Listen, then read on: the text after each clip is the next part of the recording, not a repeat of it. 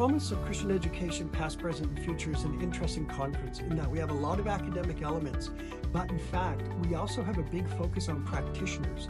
And a number of our presenters are school teachers, high school teachers, elementary school teachers.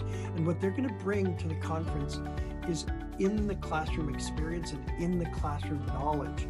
How do you deal in a Christian classroom, Catholic classroom, with students who aren't Christians or who aren't Catholics? How do you teach the Christian faith, but as well make these other students feel welcome and that they're a part of it? How do you deal with diverse classrooms? How do we teach about the synodal process in the Catholic Church?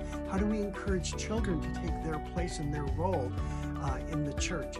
And so we have at least 3 teachers from Vancouver and Vancouver Island who are students here at St. Mark's, graduate students, who are going to be presenting on their research.